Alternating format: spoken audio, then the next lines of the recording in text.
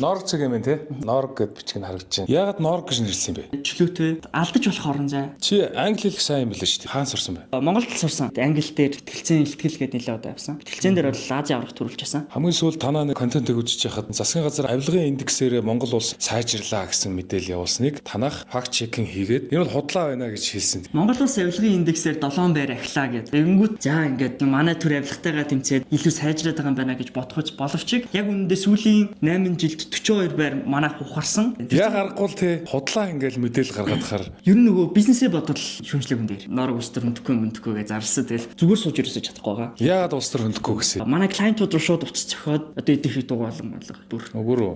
Тэгээд дугаалчаад байгаа биш бас. Өөр студиэс хаардыг хулгайлсан гэдэг кейс. Гарсан байхгүй юу? Танахыг худалдаж авах гэж оролцсон. Маагч нөгөө илт либерал илт бүр ингээд ойлгомжтой болохоор бас тийм орлолууд ер нь өсө баг. Маст хурж байгаа мэдээллүүдийг харахаар яг харахгүй манипуляц байна, тарих угаалт байна. Үнэхээр дугаах хэцүү байдаг те. Хэвлэлийн хичээл рүү харж ийн гэдэг чинь иргэдийг тэнэг байлгахыг хичээж байгаа гэсэн үг. Хэсэг байж байгаа яаж 6 сар хүртэл киногоо нэг хүртлээ. Яг гэвэл манай кинон дээр бол амар их юм байгаа. Одоо 14 тэрбайт 6 бүст болж байгаа сонгуулийн процессыг бид нар 18 хоногийн хугацаанд бичиж авсан. Нэрээ тий киноны тухай ярьжсэн шүү. Тэгээ тэр киногоо нэг хүртлээ жоохон лейло гэж дэхэн байчи. Киногоороо нэмсэн хүмүүцлээ гэдэг байсан. За сонгуулийн тухай гой нэвтрүүлгүүдийг бол бид нэр үзье. Одоо Норгийн удахгүй үзэх нь биш. Тэ? Тэ. За баярлалаа. За баярлалаа.